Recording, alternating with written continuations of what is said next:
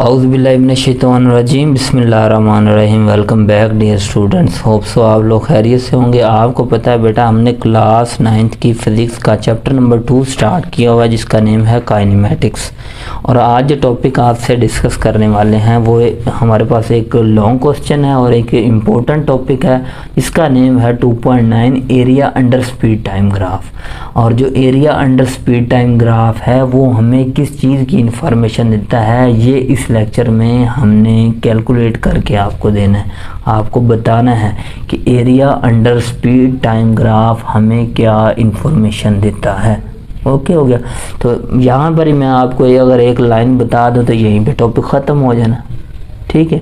लेकिन आपको समझना पड़ेगा फिर भी, ठीक है। तो वीडियो को एंड तक देखना है आपने। वो लाइन मैं बता देता हूँ आपको, ठीक है। जो area under speed time graph होगा ना, वो हमें डिस्टेंस कवर्ड बाय बॉडी की इंफॉर्मेशन देगा। यानी कि स्पीड टाइम ग्राफ के अंडर जो भी एरिया आएगा ना, वो होगा डिस्टेंस ट्रेवल्ड बाय बॉडी। तो इसे कैसे पढ़ेंगे? Area under speed time graph gives the information total distance travelled by body, ठीक है। तो area under speed time graph हमें ऑब्जेक्ट के टोटल डिस्टेंस की इंफॉर्मेशन देता है कि ऑब्जेक्ट ने कितना डिस्टेंस मूव किया। ओके हो गया। तो यहाँ पे ना दो चीज़ें हमने देखनी। ग्राफ हमारे पास दो तरह का हो सकता है। देखिए पहले समझ लें, मैं पहले आपको समझा देता हूँ, उसके बाद फिर आते हैं रास्ता समझा देते हैं। देखिए फॉर एग्जांपल ये हमारे पास कौन सा है, ये वाला वाई एक्सिस है, ये वाला क्या है वाई एक्सिस। बाकी थ्योरी हमने वहाँ से रीड करनी है। ये वाला हमारे पास एक्स एक्सिस है, ये देख। ओके हो गया। ये वाला एक्स एक्सिस है, ये वाला वाई एक्सिस है। जहाँ पे दोनों लाइनें मिले उसे ओरिजिन कहते हैं।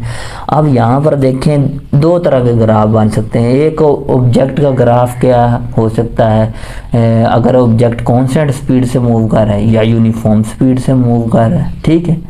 तो इसमें हम इंक्रीजिंग या डिक्रीजिंग तो यहाँ पे डिस्कस नहीं करेंगे क्योंकि हमारी इस टॉपिक में है नहीं, तो हम ज़्यादा टाइम वेस्ट नहीं करेंगे, टू दी पॉइंट रहेंगे, ठीक है। अपने टॉपिक पे फोकस करेंगे और टॉपिक कवर करने की कोशिश करेंगे। तो यहाँ पे दो ग्राफ बन सकते हैं area under speed time graph में। एक ऑब्जेक्ट है कांस्टेंट स्पीड से मूव कर रहा है, मैंने कहा था ना वो 20 मीटर पर सेकंड से मूव कर रहा है, 20 मीटर पर सेकंड से मूव कर रहा है, 20 मीटर पर, और एक ऐसे स्ट्रेट लाइन आती, ठीक है। जब 1 सेकंड गुजरा तब भी 20, भी 2 सेकंड गुजरा तब भी 20, 3 सेकंड गुजरे तब भी 20। अब आपने क्या करना है, एक ऐसे वर्टिकल लाइन इस पर ड्रा कर देनी है।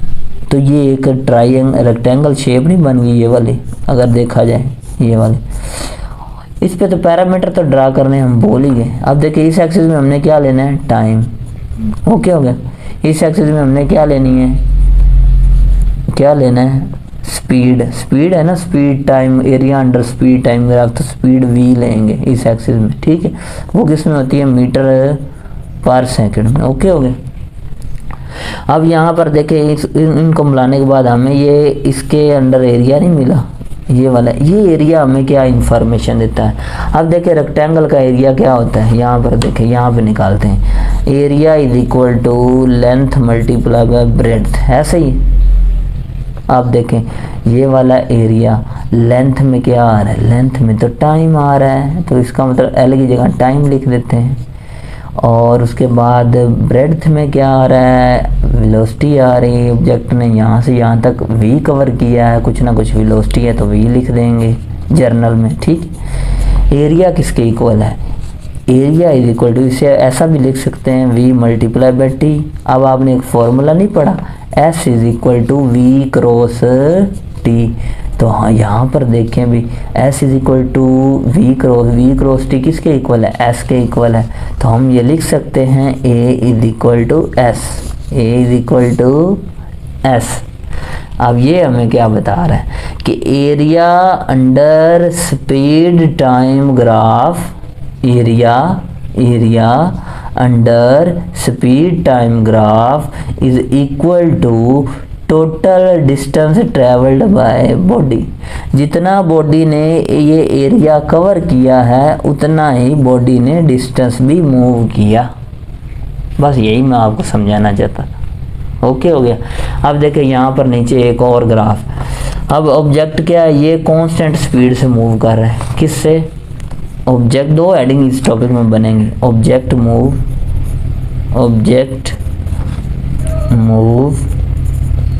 विद कांस्टेंट स्पीड,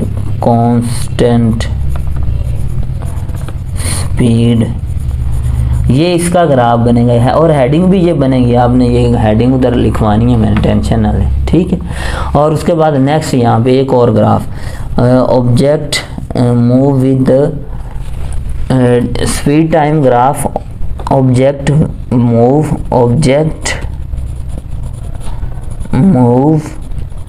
विद, आपको समझाने के लिए बस हेडिंग दे रहा हूँ ये, object move with uniform speed यानी कि एक स्पीड से मूव कर रहा है, यानी कि इक्वल चेंज आ रहा है स्पीड में। तो यूनिफॉर्म स्पीड का ग्राफ तो ऐसे स्ट्रेट लाइन नहीं है, तो एक आपने वाई एक्सिस ड्रा किया, और ये वाला हमारे पास क्या है, एक्स एक्सिस है, जहाँ पर दोनों लाइनें इंटरसेक्ट की ओरिजिन आ गया, ये एक्स एक्सिस है, ये बेटा वाई एक्सिस। इस एक्सिस में आपने क्या ली, स्पीड, इस एक्सिस में आपने क्या लिया, टाइम, ये सेकंड में, ठीक है, और ये वाली स्पीड मीटर पर सेकंड में इस एक्सिस में। और जब ऑब्जेक्ट यूनिफॉर्म स्पीड से मूव करता है तो इसका ग्राफ ये नहीं होता, स्ट्रेट लाइन। अच्छा, अब इसको मैं जब इसको ऐसे मिला दूं इसके साथ, इसके ऊपर परपेंडिकुलर ड्रा कर दूं, तो इसका मतलब इतना ऑब्जेक्ट ने क्या लिया, यहाँ से यहाँ तक मूव करने के लिए टाइम लिया टी, कुछ ना कुछ, और इतनी ऑब्जेक्ट ने क्या की है, स्पीड नहीं कवर की। तो यहाँ पर ऐसे मेंशन कर सकते हैं, ये ऑब्जेक्ट ने क्या की है, ये स्पीड कवर की यहाँ से यहाँ तक, ओके हो गया। तो ये एक एरिया नहीं बन गया ये वाला, देख लें। अब ये क्या है, ट्राइंगल का एरिया। ट्राइंगल का एरिया कैसे निकालते हैं, एरिया इज इक्वल टू, इसका होता है half base multiply by height, ठीक है। Area is equal to half, base में क्या है, ये बेस, ये क्या है, बेस, और ये क्या है, हाइट, ओके हो गया। तो यहाँ पे बेस में क्या आ रहा है, टाइम, और हाइट में क्या आ रही, ये v नहीं आ रहा, हाइट यहाँ से यहाँ तक ये v है, ये वाला, ठीक है। तो ये v आ गया। एरिया इज इक्वल टू बना half v multiply by T, लिख देता हूँ अभी ऊपर पढ़ के, v मल्टीप्लाई बाई टी क्या होता है, ये देख लो, डिस्टेंस नहीं होता। तो इसका मतलब ये हुआ कि ऑब्जेक्ट जब यूनिफॉर्म स्पीड से मूव करेगा तो उसका जो डिस्टेंस ट्रेवल आएगा वो क्या आएगा, हाफ आएगा। अब देखें, ये सारी क्या बन रही थी, रेक्टेंगल नहीं बन रही थी। जब रेक्टेंगल को आपने हाफ कर दिया तो इसी चीज़ को मैंने, ये चीज़ ऊपर मैंने कैलकुलेट नहीं की थी ये वाली, इसको अगर हाफ से डिवाइड कर दें तो आपके पास एक ये ट्राइंगल का नहीं, मैंने यानी कि मैंने इस रेक्टेंगल को क्या कर दिया, हाफ कर दिया। तो इसका जो एरिया आया है वो हमारे पास कितने इक्वल है, half distance travelled by body. तो इसमें भी हमने क्या देखा, area under speed time graph is equal to distance travelled by body, okay हो गया। जब हमने इसको क्या कर दिया, से हाफ कर दिया तो इसका डिस्टेंस भी क्या हो गया, हाफ हो गया, ठीक है। अब ये जितना भी एरिया इसने कवर किया वो क्या है, हाफ ऑफ एस है, हाफ ऑफ डिस्टेंस है, ठीक है। तो कंक्लूजन इस टॉपिक में क्या निकला, area under speed time graph is equal to total distance travelled by body. कोई भी ऑब्जेक्ट ग्राफ के अंदर जितना एरिया कवर करेगा उतना ही वो डिस्टेंस मूव करेगा, बात ख़त्म।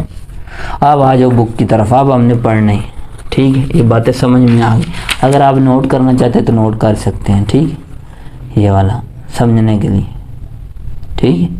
आप ये लिख भी सकते हैं ये एग्ज़ाम में एज इट इज़, कोई मसला नहीं, ऊपर ये हेडिंग दे करना ये लिख सकते हैं अगर आपने थ्योरी तैयार ना करनी हो, ठीक है।